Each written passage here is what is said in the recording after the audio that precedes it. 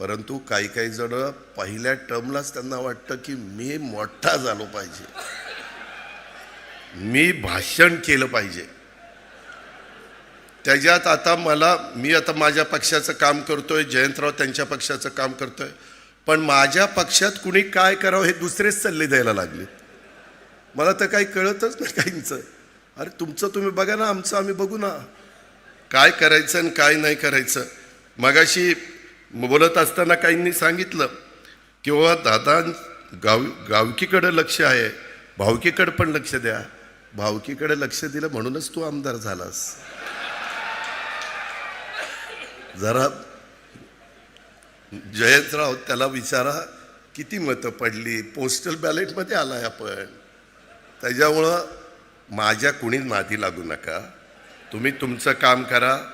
मी तुम्हाला एक अक्षर बोलणार नाही. मी जयंतराव ज्यावेळेसपासून मी आमच्या महायुतीमध्ये आहे, मी कधी तुमच्या कुणावर टीका टापणी केली? काय कारण आहे? तुम्ही तुमच्या विचाराने चाललं, मी माझ्या विचाराने चाललो. आणि शेवटी आपल्याला साध्य काय करायचं आहे? महाराष्ट्राचा सर्वांगीण विकास, शिवशाहू फुले आंबेडकरांची विचारधारा, ह्याच्यामध्ये आम्ही कुठं कॉम्प्रोमाइज करतच नाही. आणि त्यामुळं मला तर मगाशी ह्यांची सगळ्यांची भाषणं झाली तसं तसं माझं संकट चाललेलं होतं. आणि जयंतराव गेले. मला वाटलं की मला एकाने सांगितलं, रोहितनं सांगितलं, जयंत पाटलांचं 12 वाजता काय हेलिकॉप्टर आहे आणि मला त्या हेलिकॉप्टरमधनं जायचं. अरे म्हणलं माझं भाषण ऐकायला नेमकी ही दोघं नाही आहेत. आणि मी तर हे सगळं ठरवलेलं होतं, ही बोलून मात्र गेली. त्याच्यामुळं पण ते आली.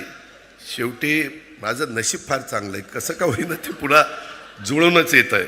मित्रांनो, मला एवढंच सांगायचं. मगाशी ह्यांनी तर महाशयांनी सांगितलं, आवाजात प्रेमळपणा असलेलं देखणं नेतृत्व. जयंतराव पाटील